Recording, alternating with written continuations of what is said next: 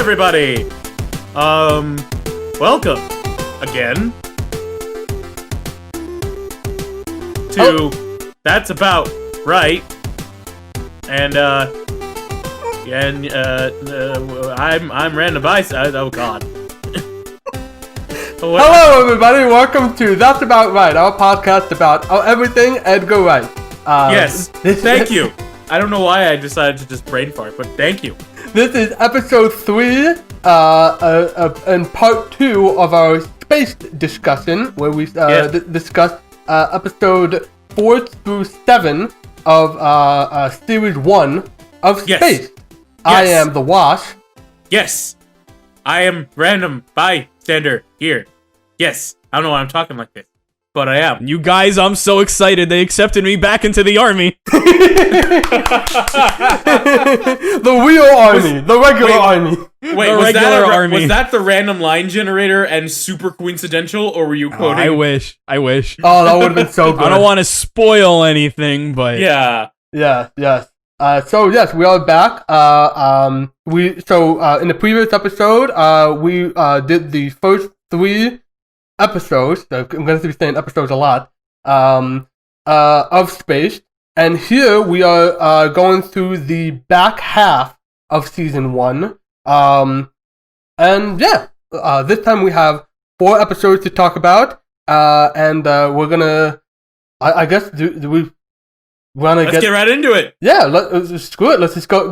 Go right for it. And there's not much more introduction. Let's start off with episode 4, Battle. Episode 4, and this one is actually it was a surprisingly good one to leave off on, because not only is this a major change for Daisy, who just just broke up with her boyfriend. The boyfriend broke up with her. That one's actually kind of model for me, but in order to try to get over this and try to find a new purpose, she gets a dog. And my favorite character in the show. Yes, the little dog Colin. And as a B plot to this, Mike and Tim go paintballing. And I would say the dog this dog starts out turning into the A plot, and the paintball becomes the B plot, but it kind of switches by the end, because at one point there's one scene where you just see Brian and oh my God, what's her name? Twist? No, yeah. Brian, Twist, and I think it Marsha? was Marsha. Daisy? I'm just listing off the names. main woman. I forgot her name already. Daisy. You see Daisy and Brian. Daisy. Daisy and Brian just playing dress up with Colin, and then after that, you don't see them for the rest of the episode. Oh yeah, dance. I mean, that was funny. I mean, there was a lot of good gags with that. With a lot of good gags. We gotta talk about when Mike sacrificed himself. That felt like Shaun of the Dead so much. Oh my God, it did. Spoilers for Shaun of the Dead, but yes, so much of that. Honestly, so much of it just feels like actual Simon Pegg and actual Nick Frost. Just because finally we get a true Mike episode, and it's just broing it out, so bro-like. Oh, it really shows how well they work as a duo. And it's so good, and it's so funny because they really pour their heart out into the scene, and at one point Simon just screams no, and then it just cuts to normal and automatically. Yeah. The part that I like was because there's earlier on, Tim is talking about the rules of paintball, and one of the rules is don't eat the paintballs, and then at the end, it's dying, and there's yellow paint pouring out of Nick's mouth. My favorite thing, one thing that is fun is that we see speaking of Shaun of the Dead, we see an actor who also appears in Shaun of the Dead appear in this episode. Peter Serafinowicz playing as Duane Benzie. Duane Benzie. It's 4 in the funking morning. That's for later. Funk yeah. Funk yeah. That's for later. But he actually, it's he plays literally like a psychopath. It says, I just want. Oh, there's like it's like, aren't you gonna pick that up? I've got an answer in service. You've got an answer for everything. I can't believe you just said that. Neither can I. Oh my god, it's great. And then at the one point you like, again, when we're doing that whole scene where Mike sacrifices himself, he gets like shot really close to the paintball gun, and he looks really wounded. And then Simon Pegg hits Duane in the nuts. And then they have the emotional moment where you think, oh no, everything's wrong. And then it cuts to where Simon Pegg and Nick Frost are fine, but they walk past Duane, who is heading to an ambulance. Yeah. It was a bit too real for somebody. I just thought that was funny. It's a good. I feel like it's a really like strong episode overall. Oh yeah. It's one where Tim actually It's essentially like he's just trying to like he's going through some stuff and just trying to like take out some stress, take out a lot of because the breakup has still not he's still not let go of it, and here was like the physical manifestation of that breakup. The former best friend, although it was pretty clear that the friendship wasn't actually that good. It was just that more that like Tim just like thought that Duane was cool, and Duane thought that Duane was cool. You know? Yeah. Yeah. And literally he used is it Tim or Jim? I don't know why I thought it was Tim. Tim. It's Sorry. Tim. Sorry. I know him the Simon Pegg. And I need to get used to that. But yeah, he basically used Tim in this one, and like you could tell pretty much. And yeah. I agree, this was a very strong episode. Possibly one of my favorites in this season. Mm-hmm. Because again, not only is the paintball side plot worked really well, but Colin is just so cute. I can't. Like every time he was on screen, that's like, oh, it's Colin. Dance. And honestly, so like there was one point where like Colin gets first introduced, and I think, well, he's one of our oldest. He hasn't got long, and she's like, what happens to him? Does he like get set free, or I don't know what she says, but she's like, goes to doggy heaven, and I think she makes a joke about that, but the woman's like, he gets put down, and you hear Daisy go, no! Yeah. and you just see her rushing with Colin in her arms. And I'm like, that's relatable. Yeah, it's a good like Daisy moment, because she's empathetic, and this like poor little dog is like going right for her emotions, and she just has to do everything to save Colin, and I was waiting for something like the Honeymooners, where like you see her with an army of dogs. Also, speaking of an army of dogs, they really set up Edgar Wright really did a good job with telling Tim's fear of dogs. Like literally you see him being chased by dogs. Yeah. Like in a flashback. And then when you ask like Daisy, have you always wanted a dog? Well, you see that same mob of dogs running away from a child Daisy. Please play with me! Play with me! I was gonna bring that up. It was really funny. So good. That was very good. Can you tell? I really like this episode a lot. This is the strongest one up to this point, I definitely think. Yeah. Do you have anything to add? I know. Like yeah, Kirby fan. Do you have anything to add? Nick Frost is a gem. We don't deserve him. Agreed. It's honestly like there wasn't enough Nick Frost in this episode. It could have. I mean, what we got was amazing, but like it could have gotten like so much goofier, and there's still like a good amount of fun. Also, Tomb Raider 3 was in this. Wait, this episode? Yeah, this is a video game tier list. It's still Resident Evil 2. Oh yeah, it was. I thought. Oh yeah, it was in this. I like how it was. I really like how the video games are used for the story, though. I think that's cool. Oh yeah, there's one episode. There's a better later, example especially. later on, but this is. I like how they do it. Yeah, it's quirky. It's cute.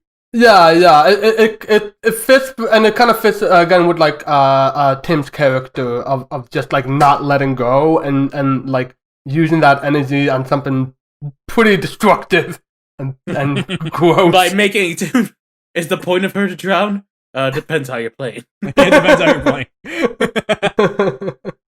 playing. No, although when I saw Tomb Raider, I wasn't thinking about Edgar Wright or about George Wood. Yes, thank you. Imagine the drama. No pun intended.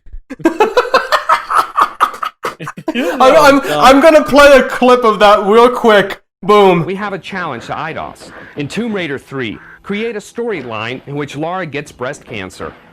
Imagine the drama of a vulnerable Lara Croft still persisting in her worldly adventures despite her illness. It needs fleshing out, no pun intended, but we guarantee the gaming world would be shocked. Anyway, is there anything else with that episode that we want to talk about?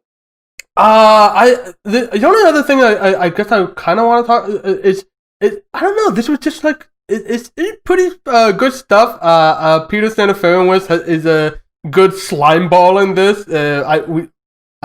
I'm sure he's played slime balls in other places, but I haven't gotten to see that performance from him, and he does a pretty good job of that. That's sort of like arrogance, like yeah, I'm the cool one. Like I'm gonna make Tim my friend the caddy.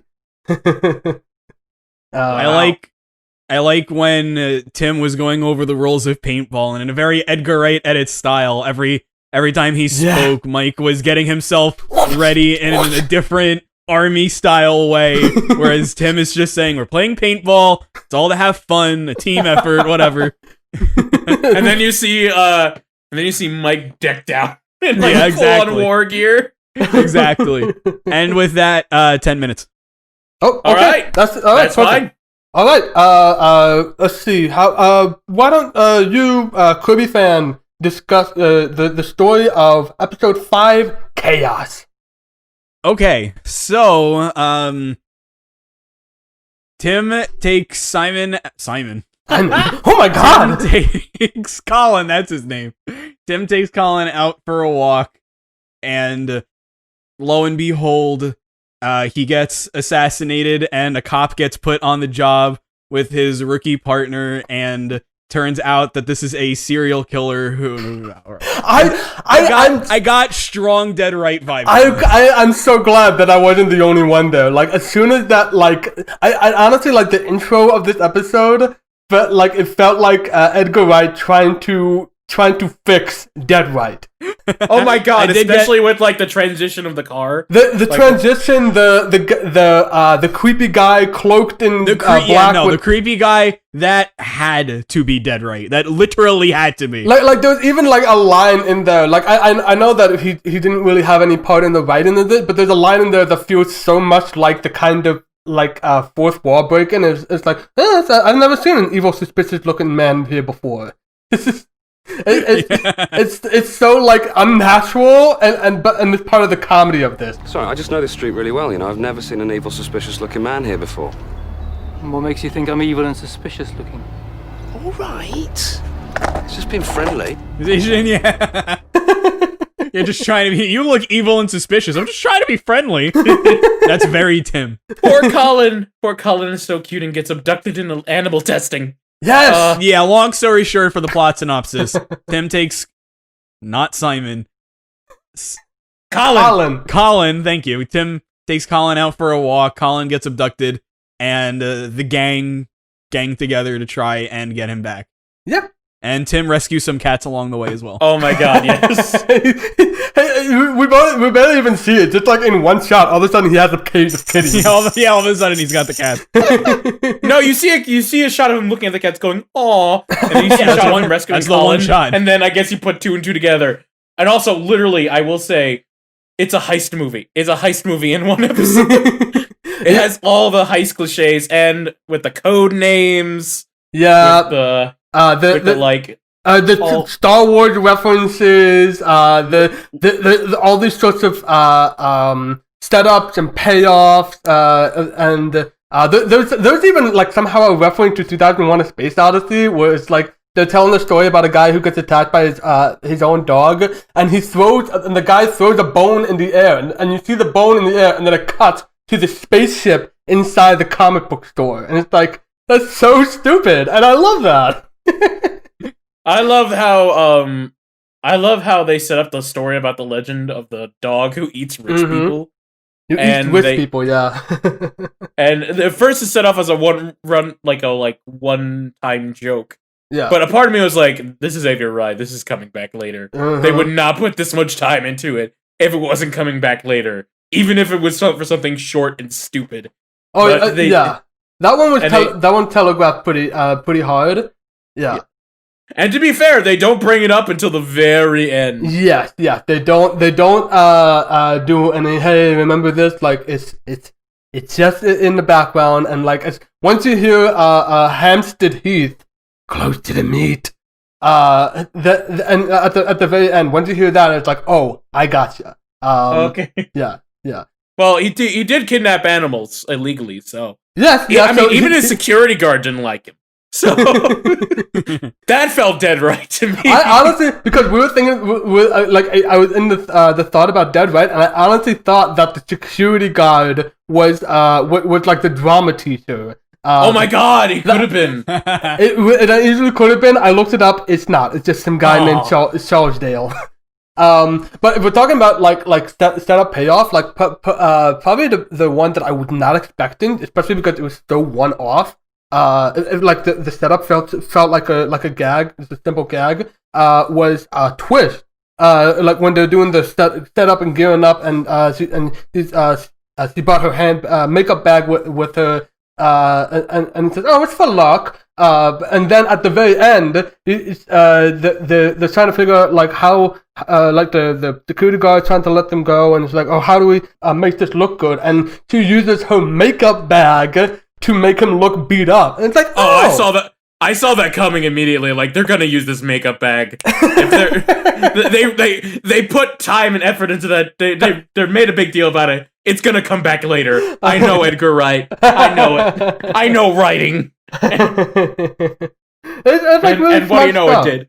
Yeah, it's really smart stuff. What I didn't expect is the guard actually being nice or being the one who did it, because I thought they were just playing with the dumb idea of the joke of the guard just being incompetent and them bonding with the guard. But it turns out, no! That was my favorite part of the episode. That was so funny. God, when Mike was showing them the gun and he rubs his eyes with the gun. Oh my god. And not only that, but then like he starts like talking about the gun and just talking about the barrel ass, and then he passes it over to his hostage. I know! I was like, oh god, this is where the guy turns on him. And this is where they get shot. That's what I thought. That's what I thought too. But no, they didn't do that. The security guard was just, oh, cool. No, I really liked that every time it panned to them, they were just talking about the guns. Except for the final time when they were just trying to solve a word puzzle. Yeah, there was the crossword joke that would come in hot fuzz. I was not expecting that. I was seeing a lot of like jokes that would show up in Shaun of the Dead, but not one. I haven't seen that one quite yet. My favorite part is when they leave, you hear the security guard and go, "No, wait!" Yeah. Pointing a gun at him, giving him a gun, that's all normal, but not helping him finish the crossword puzzle. Oh god. That's messed up. It's so honestly, funny. this one might be my favorite one that we've seen so far. Of all of the ones that we've seen so far. It's like I think the last one might be my favorite, but this one's still pretty close. Yeah. This one's tightly written. I wasn't. Oh yeah, this one is. Very I wasn't laughing written. as much as I was with. I don't know. I had a really good laugh with this one, but also yes, mostly like I was just really into the tight script in this one. Like it felt like a really good story for, again, it's a good arc for Tim in this case. It was his fault that the dog got abducted, and so this is his redemption and him trying to make amends to the dog, because he didn't really think that much of Colin, but until the rescue mission, and it felt nice. It felt like a good growth, a good arc, character growth. Also, Colin is cute. I'm sorry, he's my favorite character in the whole show. Favorite human character would probably be either Mike or Brian. Yeah. But that's something to talk about later when we finish the show. Oh, sure. Yeah, we can talk about it later when we have an actual. I'm trying to think of any other things to talk about, other than that. Oh, there was a bit where he's talking about like I think like Daisy said something about like didn't have a good relationship with your stepdad, and it said, we had a great time, and it just cuts to like a recreation of The Shining where his stepdad is Jack Nicholson, like chasing him with an axe in the maze. Oh, also, I'm not sure if was the flashback joke mentioned in the last episode in this episode? Then I don't remember if there was a flashback. Every time there was a flashback episode, I just kept thinking, "Oh God, they're teasing Kirby fan." And there was. We'll get to that. We will get to that. Yes. But yeah, they were really pushing on with that one.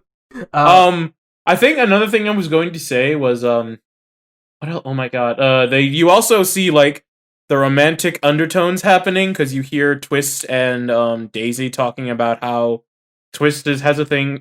Twist and Brian are slowly becoming a thing, and how you also get the first implication of Daisy and Tim actually maybe being a couple or possibly getting along together as a couple. That seed is planted first there. I mean, it's been there all along. Yeah. That like I would say like it's a big part of the show, at least so far, had been like kind of like really alluding hard to the supposed sexual tension, romantic tension between them. That's still just more like they're being friends. Yeah. But this time, I think Twist calls her out on it, pretty much. Oh yeah. There's a. I don't know. It's a little bit harder to judge with that. But go ahead. Granted, she called him out on it because Daisy called her out on Brian. Yeah. That's been obvious since day one or episode 2 rather. I think so far this is like we're talking about Twist. Like so far this is like the only episode where I like Twist in it, because I kind of like her in another episode. I think was it the next one because the timer is up. Okay, I don't know if it's the next one, but yeah, the timer's up. So in that case, Random, it's down to you to talk about episode 6, Epiphanies. I have to talk my least favorite episode of the bunch. They're hanging out, and the Cat Icarus's character who goes kill. Cat Icarus, oh my God! and he decides to be like, that's really mean to Cat Icarus. No, I'm talking about his character, like who goes kill, not him, his character. And I love Kid Icarus, by the way. He's a great YouTuber. If you're somehow watching this, I love you. I'm not making fun of you. You're fantastic. Okay. Basically, a guy who I have really have a hard time understanding, and I think is the point of that. Yeah. He's kind of a jerk, but invites everyone to go out clubbing, and they're not sure whether they should go out clubbing, and they go out clubbing. Yeah, honestly, the episode. The entire plot could have been that they go clubbing. There is a sort of side plot with Brian where it turns out that he had a very bad experience in a club in this incredibly. First off, "Come On Eileen" is like one of the greatest songs like ever. So and like seeing them like seeing all these like I don't even know that they're all wearing like suspenders and like farmers outfits, and they're just like, "Come on, Eileen, you are!" It's just like fist pumping, and and Brian is like starting to get a little bit into it, and then as soon as he goes pushes a little further, he spills somebody's drink, and he gets punched in the face, and he always had this repressed. He's always been fearing clubs ever since, and so in this case but in this case like the solution is that they just go out clubbing anyway. Yeah, they go out because what is his name again? Tires. Tires? Yes, because he's I think he's Lightning a paper McQueen. Latin McQueen. I think it's just because he's a paper boy or something like. He has a bicycle. That's what I remember. But his name is Tires with a Y. Yeah, I don't know. I didn't really like him that much. He reminded me more of like a Boomhauer or Boom. Is it Boomhauer or Boomhauser? I don't know who either of those are. King of the Hill. Talking about Dangal. Baby some butter. Yo, I am completely lost. Yeah, I've watched King of the Hill and I am completely lost. The neighbor of Hank Hill. Okay. One of his neighbors just has like a really thick southern accent. He just speaks really fast. You know, man, talking about Dangal. Oh, yeah. Okay. Yeah, talking about Dangal. Woo. Yeah, and either way. but there are points. Yeah. But there are points where, like, Tyrus was actually really mean to the main characters when he didn't need to be. And it just, like, came out of nowhere. And even, you could see, like, the visible confusion in Daisy's face. Yeah, it just felt awkward. Well, yeah, it's because he's got split personality. But they decided to go clubbing with him, like him, Tim, Daisy, Twist, Brian, and Mike in a pink tank top. Oh, that pink tank top. That was a good ending. Oh, I was so happy about that. He rocked it. That's all I gotta say. Oh, he rocked it. I love at one point you see Mike dancing on the stage and he's literally just doing like motions as if he had pantomiming a gun. Yeah. Because the remix of the 18 theme song plays, and so he starts like shooting the crowd and like doing the move along signal and everything like that. And everyone's doing it with him. Oh god, it's so weird. But there's a lot of the jokes are visually told in the club itself. Yeah, because a lot of people can't hear each other. Like, they even make that joke because Brian and Twist try and talk to each other, but they're like, you know what? What? Because there's a good amount of this episode where like nobody's talking and they're just dancing. It feels a lot like a beach episode. It feels like they just want to like go out to the club and they just want to have a cool time at the club and just dance and just have a good time. And the story itself was kind of put on the wayside. There's like small like because it's called epiphanies, and I guess it's just like everybody just starts to have epiphanies at the club. Like Mike gets more comfortable in the dancing. Brian gets more comfortable. Yeah. Tim and Daisy make amends because they were having a fight earlier. I forget what they were even fighting about, but they had a fight earlier. Was that the use of video games to fight? No, that was in the next episode. That was the 7th episode. Yeah, we'll talk about that one. And yeah, And all of a sudden, just everything just kind of fell into place, and to the point where like the final shot is Tires just looking at it at the party and just go, "My work here is done," and he walks into the fog like an angel, and then he walks right back out because the fog was too thick, and he's just like coughing, which I can definitely relate to. I've been in that situation. And oh man, me too. And then it, I think, cuts to like a final shot of everyone sitting on the couch. Mm-hmm. Like bobbing to the music and like Mike dancing, Mike's still dancing. Bringing back the beatboxing that he was doing in Shaun of the Dead. Oh god, Shaun of the Dead.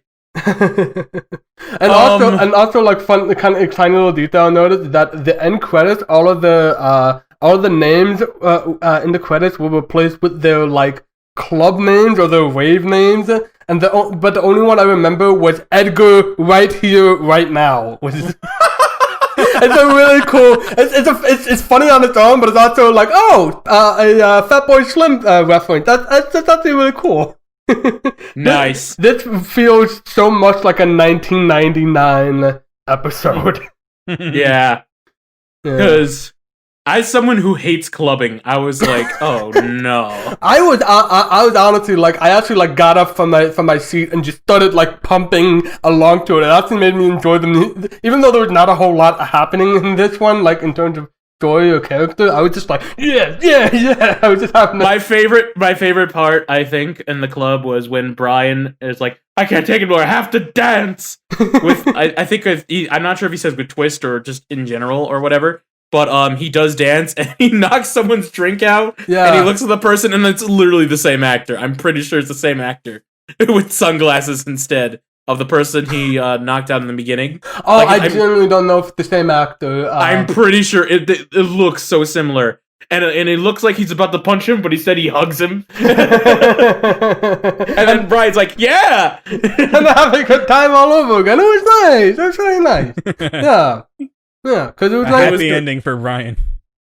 Yeah, he needs some happy endings in his life. Yeah, like the best, because the best like Brian episode we've had so far is like the third one, and there's not a whole lot to like about the third episode. Was Brian? This is the episode where Brian was in the wall, or was that the last one? That was the previous. You're talking about the one where he was like hiding inside the. No, that was the fourth episode. Man, I keep talking about the fourth episode. I'm sorry. Yeah, he stuck himself inside of a painting, and there's a line where Tim looks at him and says, "You've got some paint on you." Yeah, that reminds me of Shaun of the Dead. Hey, you've got red on you. Yeah, you've got red on you. Yeah. But yeah, this was an okay episode. It's probably my least favorite out of the four that I watched. I think. But it still was good. Yeah. I still had a lot of good jokes. It was just them having fun going out clubbing. That I don't know what else to say. Yeah, I think it was just more like just kind of like letting off steam and just like doing something that doesn't doesn't have to like go wild in story. It can just be it could just be a music video all of a sudden. Speaking of going wild, timer's done. It's time for the season finale. Yes. Episode 7, End.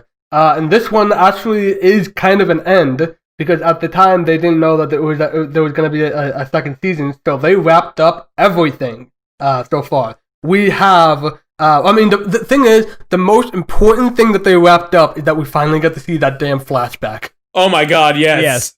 Yes. Yeah. We may talk about that momentarily, but basically Tim's ex starts hinting about them coming back together and possibly moving back together. And Disney's not okay with that. She likes the friendship. She doesn't want to let go of the apartment so soon, and she also sees the warning signs that this is probably not gonna work out very well for Tim. They kind of fracture, the relationship fractures between Tim and Daisy. Meanwhile, Mike is doing the interview for the regular armies. I think it was the regular armies. And I guess there's just a bit about the interview there, and also Twist and Brian finally have the finally go out together, and also Daisy at the same time of this is trying to like get right back into writing, and yeah, because they didn't know whether there was going to be another season after this. They just like wrapped everything up. Yeah, and it is wrapped up very nicely. I will say that. Yeah, I thought there's a It was obviously it was nice to finally get some closure on that damn flashback. Kirby, do you want to talk about that? I mean, it's fine. I got what I wanted. It was just for all the hype that it got, it was a lot more formulaic than I was expecting. Yeah. I mean, yeah. It's kind of like the Double D's hat situation where like it like whatever the reveal would have been, like it'll never be as good as of how you picture it. I was actually hoping that they were just gonna like stretch this all the way out, but no, not really. I was just hoping it because I wanted Kirby fan to get mad. I'm sorry, Kirby fan, but we got it. We got it. That's all that matters. We got it. Yeah. But yeah, it was okay. okay. It was a good finale. I liked it. Like he said, it wrapped everything up nicely. Can we talk about the video game fighting moment? That was good. I didn't realize until like right after we started recording that like, hey, isn't there a Gumball episode that literally does this? Well, you probably know more about this than I do. Yeah, it's a little different, but the fighting game bit is very similar. It's the fighting game used as a tool for the argument because they have they have an argument with each other, and the back and forth is intercut with Tekken. I can't tell which of the Tekken games that was, but like Tekken fighting moves, and Nina Williams and somebody else, maybe it's Tita, I don't know. It's been so long since I played Tekken, but anyway, yeah, it's a very like fun little sight gag, and it's a sight gag that also like puts the story forward because they're having like a genuine like argument with each other, and they're like not they're letting out a lot of steam. Like Daisy just putting off like so many of the previous episodes about getting the dog, going out for the club, having a party, some of that was just her putting off actual work. Oh my god, they brought up the typewriter again. I completely forgot about that. Yeah, no, I really like that she actually got work done. I appreciated that. Yeah, and again, like because this was the finale, like okay, she's finally gonna get her work in, and she also gets enough work in to run out of paper. Which leads into a scene of her going through Tim's sketches and just seeing how angry he truly was about the relationship. Like, good lord. And then it cuts to happy. Just happiness. Like, oh. I will say, I love like the cuts.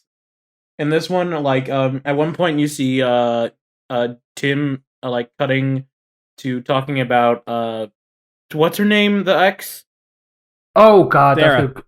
Is it Sarah? Yeah, okay, Sarah. Yeah, he imagines talking to Sarah, and he pictures like what he would say if like I think Duane and I are splitting up, and he just like is all suave and cool, is like, oh yeah, but then he realizes it's just a dream, and then it cuts. Then they're like and they're talking together, and she immediately says what she said exactly as she said it. I believe Duane and I have split up, and you just see him spit his drink, and then cut to a happy dance. And then later on, when Brian and Twist go on their date, and they have a good time and with art and stuff, I think he asks her out for another like for a drink. Yeah, for a drink. And she says yes, and then he cuts to his happy dance. No, but it's like he does like a much poorer like version of the happy dance. It's like he's not doing the somersault correctly, and when he tries to like hug a person, they like push him away, and then a kid just throws a football like right into his head,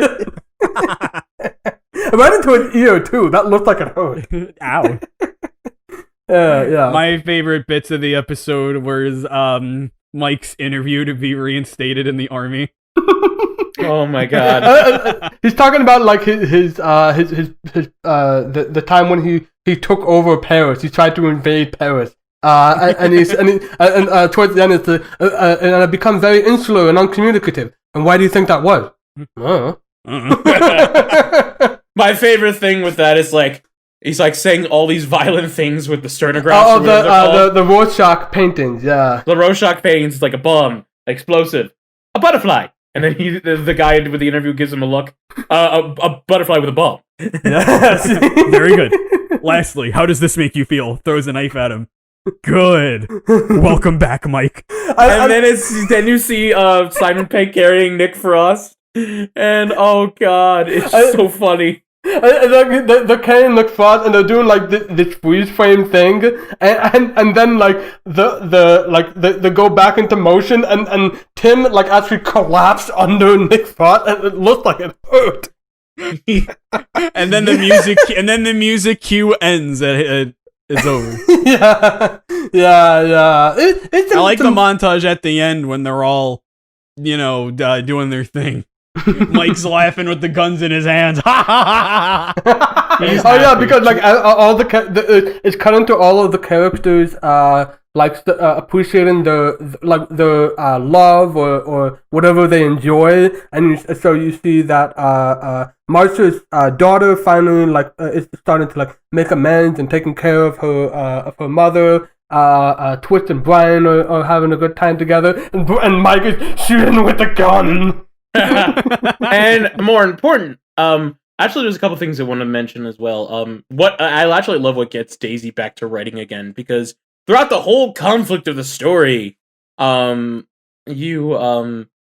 worried that Marsh is going to find out and kick them out, and I think Daisy tells Marsha that he's thinking about getting back with his ex or something, and I think he's like, "Will you kick me out if it's just me?" And she's like, "No. You're fine. You're here now. You've always been here. You could be here forever." And then it cuts to an older Daisy. Yes. And then she's like, "I gotta get some work done." Me and SpongeBob on strike forever. That was all I could think of. I know, me too. I hope you will never leave. Never leave. Daisy. Yeah, Daisy. Yeah, Daisy. Anyways, and then what a surprise! I guess it was a surprise to me. It's like you see Tim. I don't know if I should call this a moment of growth or just kind of. I don't want to say lazy writing, just out of nowhere. You have Tim waiting in the restaurant for Sarah, whatever her name is. Yeah. And I think you have him reading a poem or that he wrote, and he's like, "The most beautiful in the world, and her name is..." Oh yeah, there was a rhyme. It had to rhyme with hazy. Yeah. And there's an awkward silence. He's like, "Well, we got a lot to talk about." And she's like, "Yes, we do." And it just cuts. And and then Tim invites Daisy for drinks after she finds out about his anger and drawings. And they have drinks. She brings Colin, which I'm happy about. And they just have a moment together where he tells him that he's not getting back with his ex, because he doesn't really, does he say why? Because I think he just says that he just had an epiphany. Yeah, he had because he was making he made a comparison to masturbation and just kind of waking up and just being like, what the fuck am I doing? I think that. And Daisy had the line "That's love, isn't it? Just a load of old wank," which I kind of like. Dirty joke, but I kind of like that one. Yeah. But it just kind of the episode right before this was called Epiphanies, and it might have just been an allusion to this. Just having the kind of realization of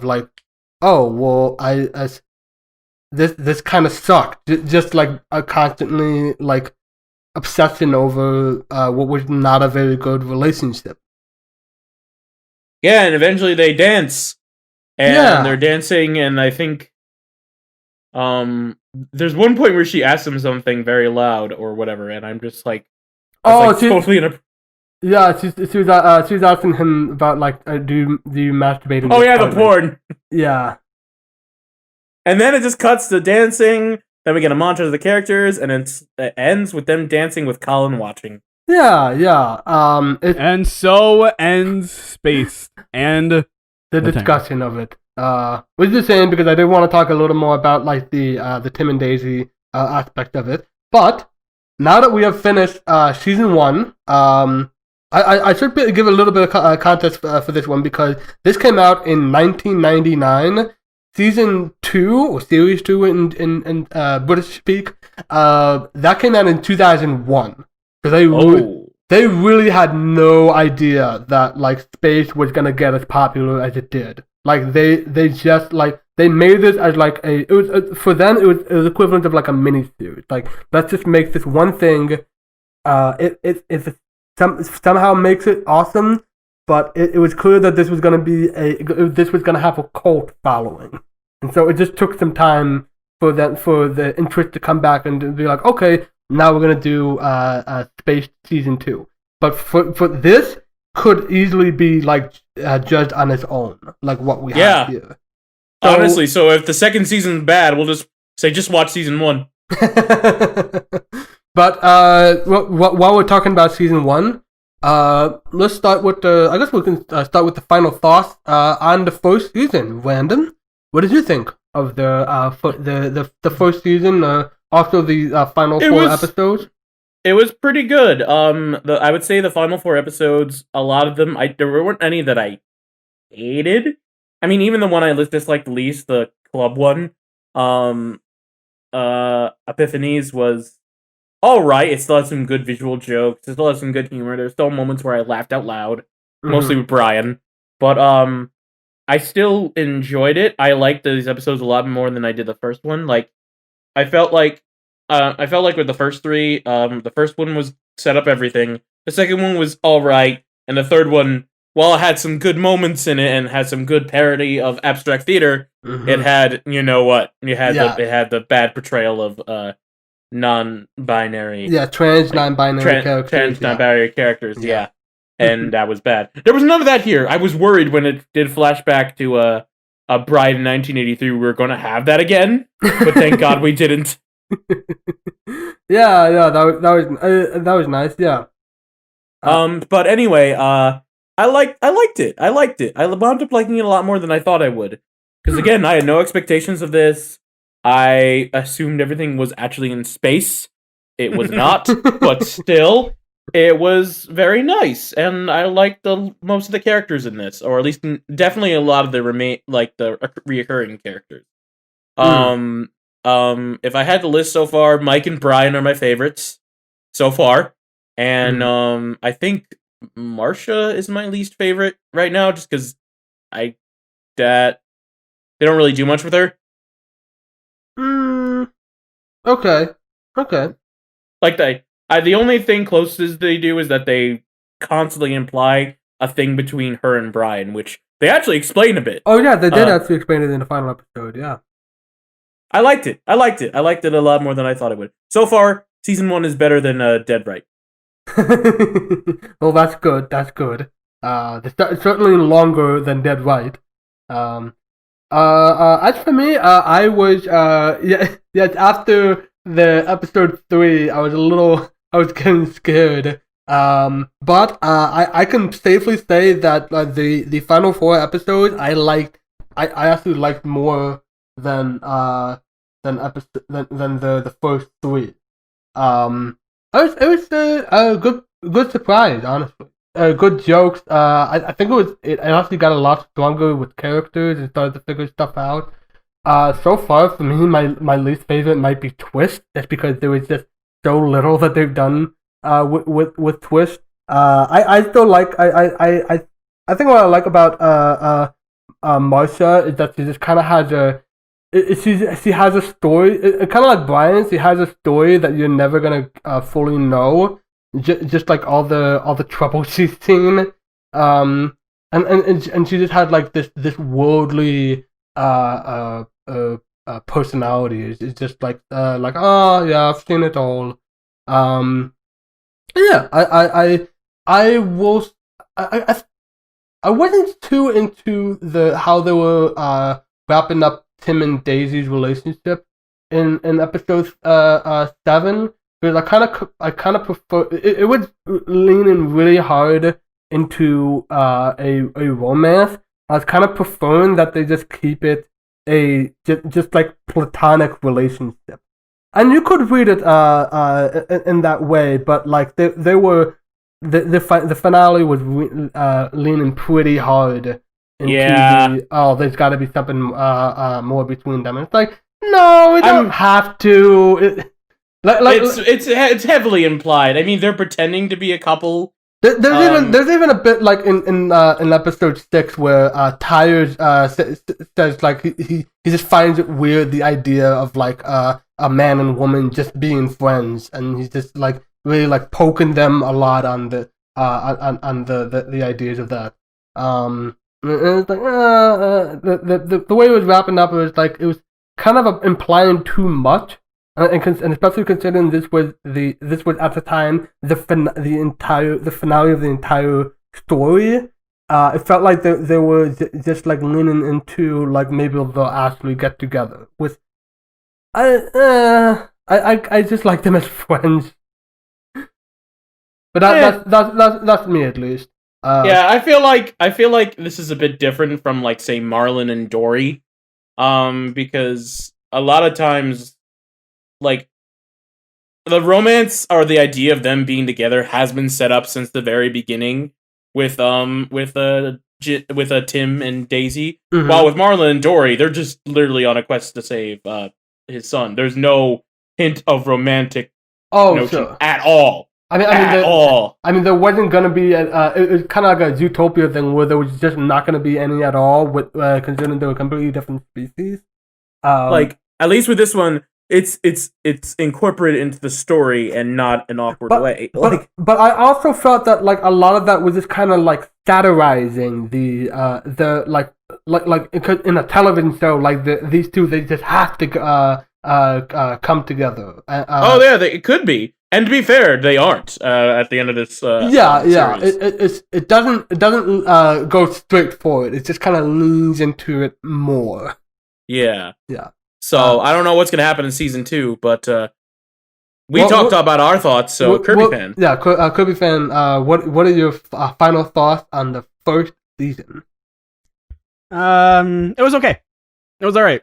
I thought it was not too bad.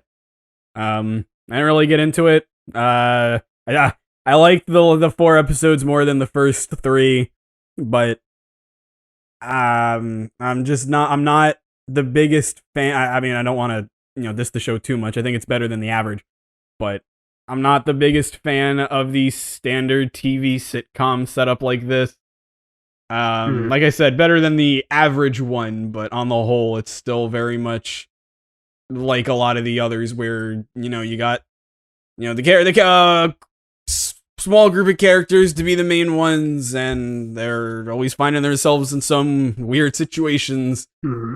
I mean, of course, some of my all-time favorite TV shows are basically sitcoms, Simpsons, Gumball, stuff like that. And they're animated, but really, I say that in jest for the most part.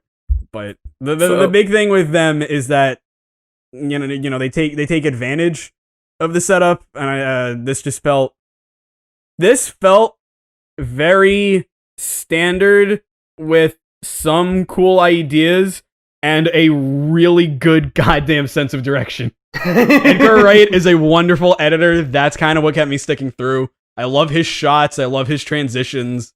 And like I said, there are some other things. Simon Pegg, great actor. I love Mike. I love Nick Frost. I love Simon Pegg.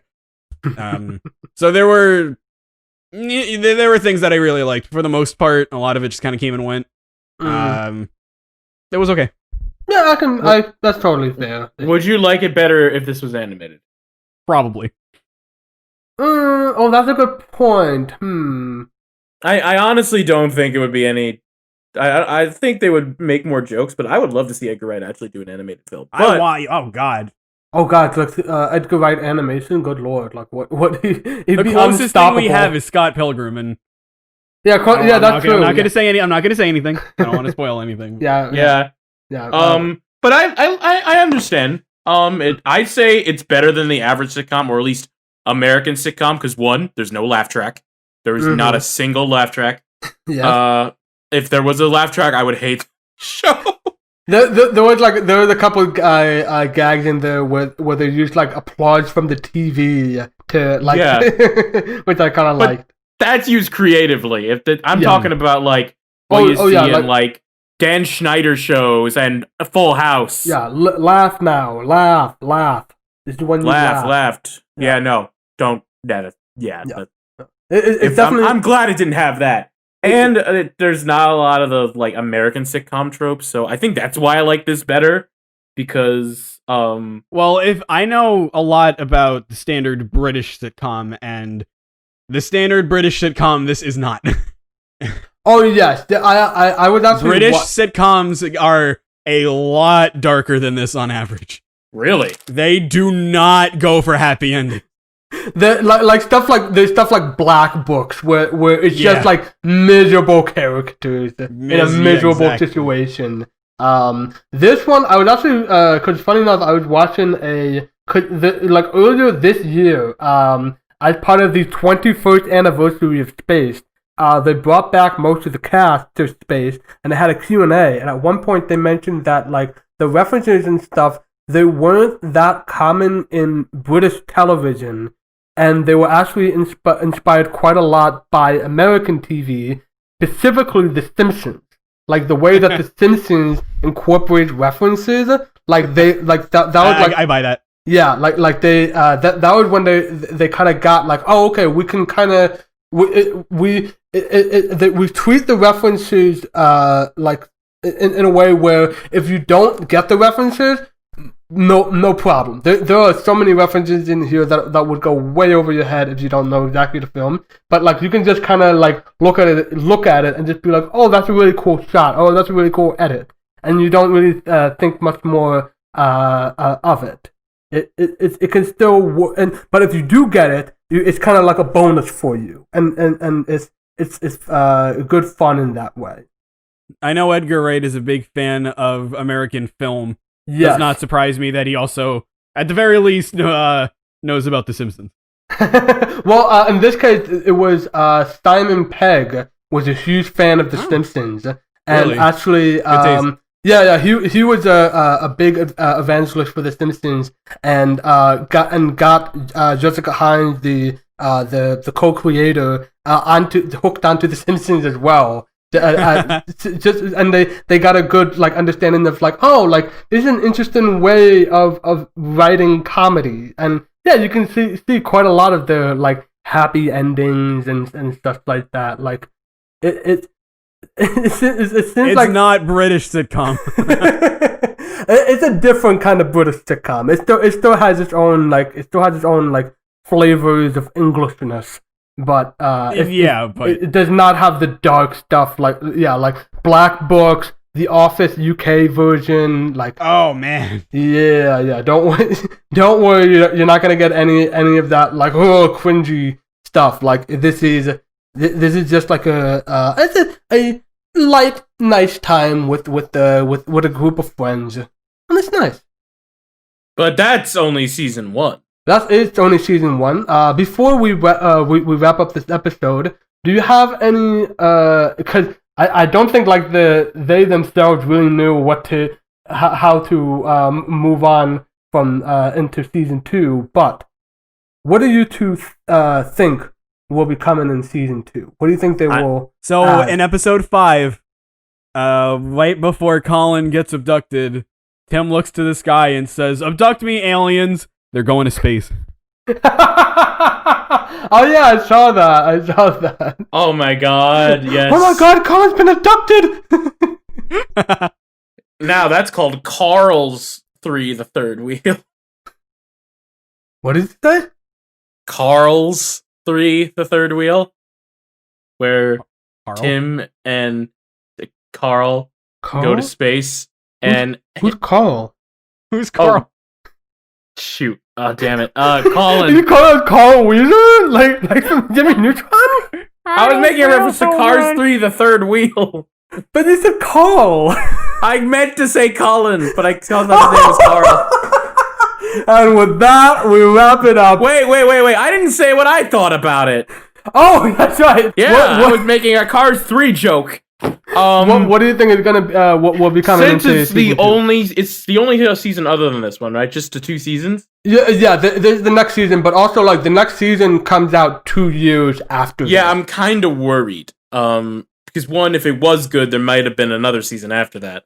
And again, with such a time gap, I mean, there are a lot of like good like British sitcoms that have a very short like British television doesn't work like American television does. Like true, I'm just worried about it because they did wrap things up so nicely.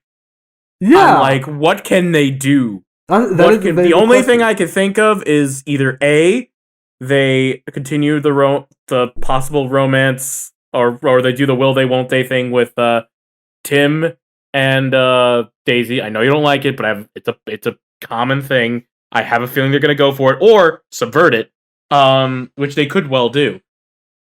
They could do the British thing where it decides to just all end in tragedy. They could do something between like a love triangle going on between Brian, Twist, and Marsha. That's something they could play around with. Oh, that's very likely. Yes, that's very likely. Mike, could talk.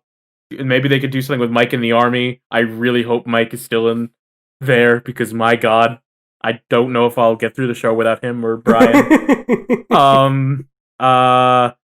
And Colin will just be cute Colin. Mm-hmm. Colin will be Colin. Or Colin will be dead. I don't want that. Well, and they'll replace him with another dog. Don't worry. You can't replace Colin, even if you unless with Carl. Hollywood does this all the time. Do you know how many lassies there were in the 50s? Don't ruin my childhood. What your 50s childhood? If they're replacing Colin, they better name the dog Carl. And on that note, we're gonna wrap this up, and next episode we'll be talking about season 2, episodes 1 to 3. The first half that we can manage in a 7 episode season. But yeah, with that, I'm excited for us. We're halfway through. We're almost there to actual film, and yeah, with that, I've been the Wash. I am not Carl, and my work here is done. You just leave. And good night. Bye bye. Oh, also follow us on our Twitter at WRK Podcast, Twitter.com. Okay. And also subscribe to us on YouTube, because that would be cool. Sometimes, yeah. Okay, bye-bye. And Instagram. And Instagram. Nice try. Give it.